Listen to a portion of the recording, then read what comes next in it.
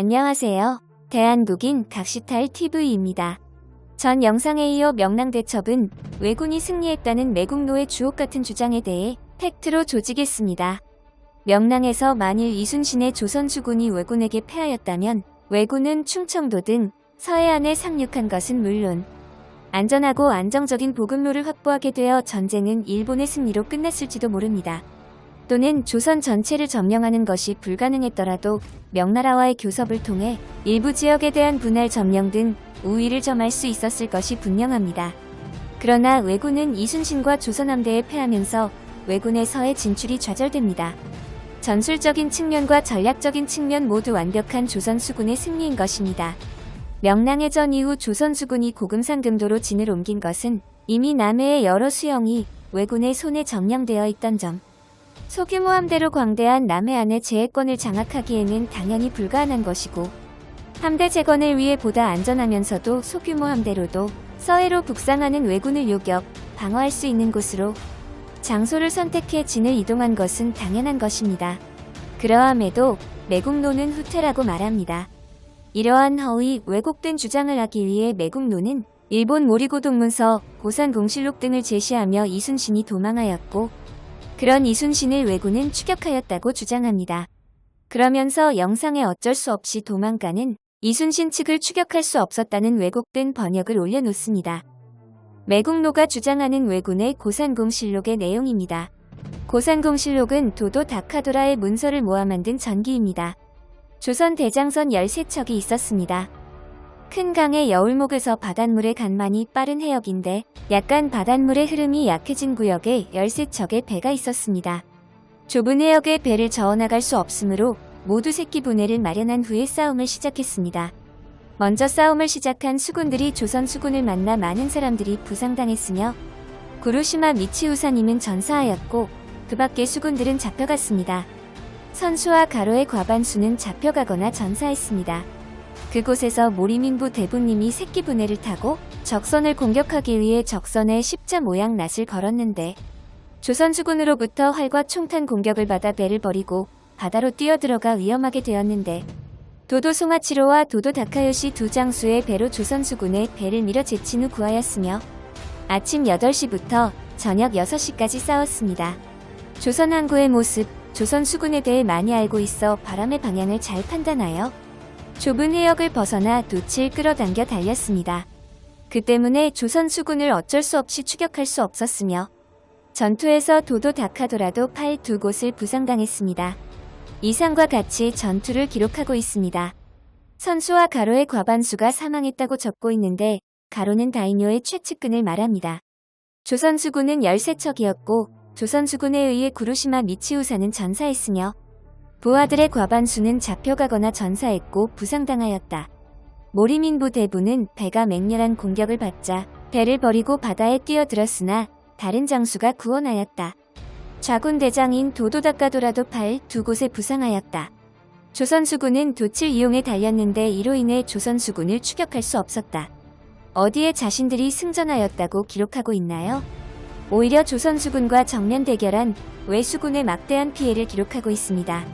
구루시마 성주의 아들이자 왜수군 선봉대장 구루시마 미치우사가 전사하였는데 여러분이 잘 아시는 영화 명량에서 류승룡이 분한 배역입니다. 또한 모리민부 대부는 죽을 고비를 넘기게 되었으며 좌군 대장인 도도 다카도라 역시 팔 두 곳에 부상을 당합니다. 기록에는 활에 맞았다고 되어 있습니다. 왜 선봉대장이 전사하고 좌군 대장은 부상을 입었으며 모리민부라는 행정관은 조선 수군을 피해 바다에 뛰어들었다가 간신히 구출됩니다.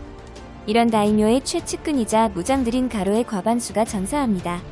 더욱이 모리민부라는 자는 도요토미 히데요시의 대리인으로 후방의 위치에 전황을 살펴 보고하는 행정관이라는 직책에 있는 자임에도 전투에 휘말려 죽을 고비를 넘긴 것만 보더라도 왜군은 아비규환의 상태였던 것이 분명합니다.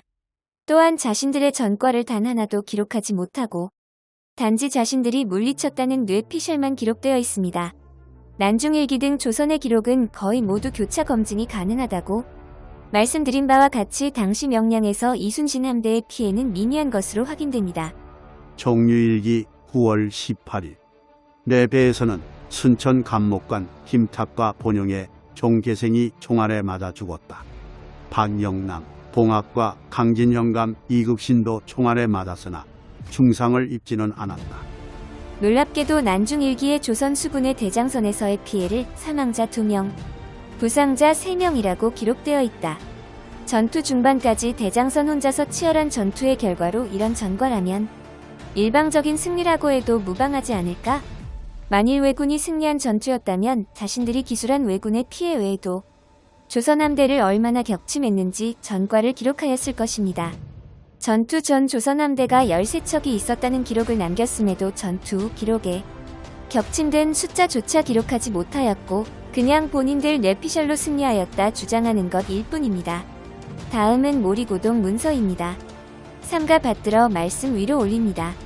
앞에 서신에서 올린 바와 같이 전주에서 각상의 말씀이 있어서 전라도의 해협에서 적을 내쫓은 일, 바람이 제멋대로 있어서 이 대선들은 모두 저 강구에 남겨두고 작은 관선들로 10일에 출격을 떠나 전라도 포구와 포구섬과 섬을 지나고 임무를 향해 출발했음.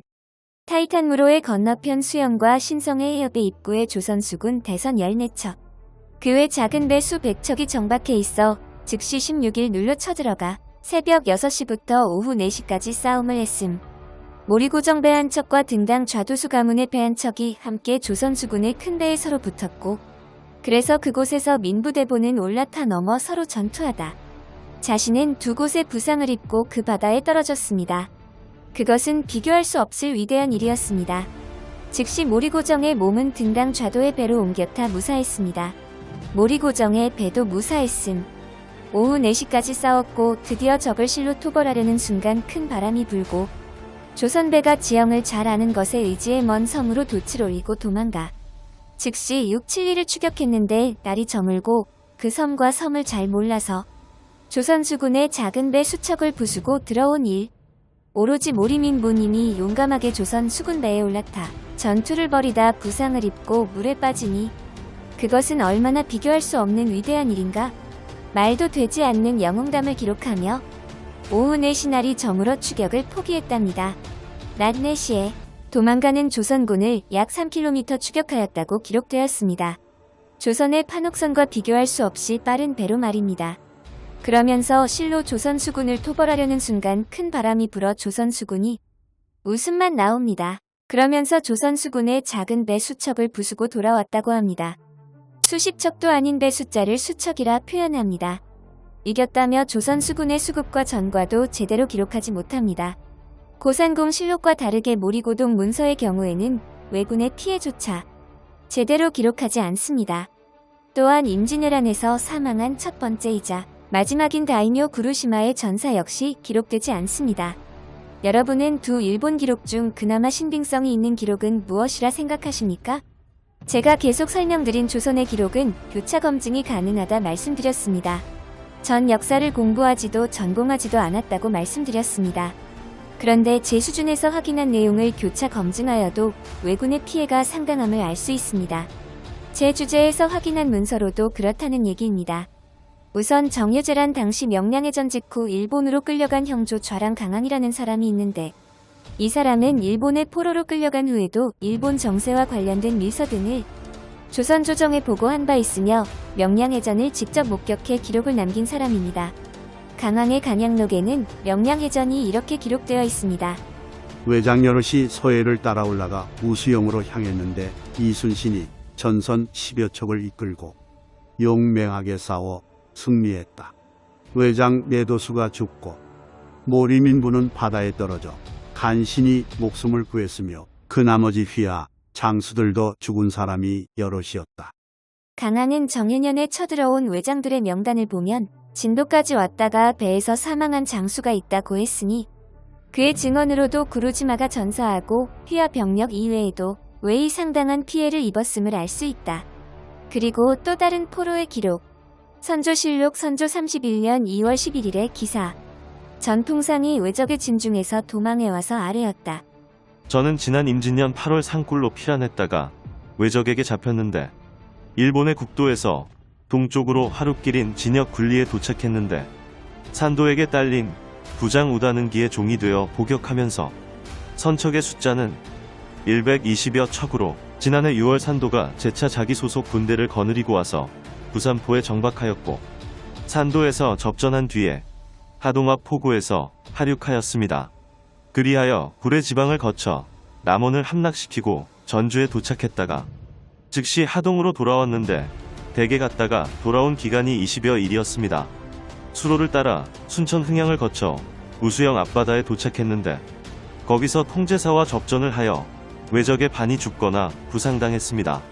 기록에는 왜 선박 31척을 격침했다고 기록되어 있지만 실제 왜군은 승선 인원이 대거 몰살당하거나 큰 파손을 당하여 전투 불능에 빠진 함선은 더욱 많았을 것이고 명량 이후 조선 수군이 전력을 재건하는 동안 일본 수군은 조선 수군에 대응할 엄두조차 내지 못했다는 사실을 따져보면 더욱 분명해집니다. 선조 30년 11월 10일 기록.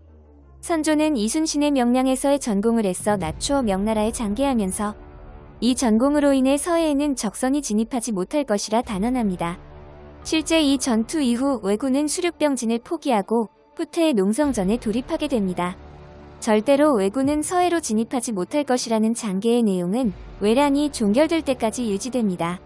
매국노는 왜곡의 정점을 찍기 위해 해남 지역에 육로가 막혀 후퇴하지 못하는 이순신이 기록이 선조실록 30년 11월 4일에 있고 구에 고금산 군도까지 후퇴하였다고 주장합니다. 선조 30년 10월 23일 비변사가 아뢰기를 경리의 분부가 매우 급한데 하발들이 왜적의 실정을 보고하는 일까지도 모두 제때에 전달되지 않아서 지극히 염려되니 이순신이 있는 곳은 거리가 멀어서 지금 탐정하는 사람을 보내더라도 10일 이내로는 회보가 오지 못할 것이니 극히 염려됩니다. 다만 전라도에는 적병이 아직도 많다니 육로로 가서 전달하기는 사실 어렵고 바닷길로 가야만 전달할 수 있을 것인데 이 또한 염려됩니다. 이 일에 대하여 접반사로 하여금 먼저 이러한 뜻을 경리에게 알려서 곡절을 알게 함이 어떻겠습니까? 이는 당시 해남 지역에 주둔하고 있던 이순신에게 전략 등을 직접 만나 논의하고자 하였으나 파발을 보내도 거리가 멀고 파발에 문제가 있어 회보에 10일 이상 걸리는 사실은 경리가 사전에 인식하고 있었다는 것이고 명을 받은 이순신은 왜군이 육지를 점령해 육로를 통해 만나는 것이 위험할 수 있다 보고하자 그렇다면 육지가 아닌 바다 중간에 만나 논의하자는 말을 교묘히 이순신이 후퇴하였다고 주장하고 있는 것입니다. 이런 식으로 승리의 역사를 매국노는 거짓으로 왜곡 전달하고 있습니다. 그러면서 이순신은 존경받을 인물이 아니며 이순신에 대한 잠자리 스캔들도 우리 역사는 미화한다고 주장합니다.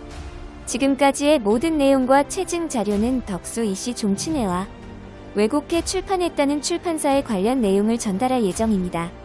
매국노는 이순신 장군의 전공을 폄하하는 데 그치지 않고 덕망과 인품까지 낮추어 왜곡하여 합니다.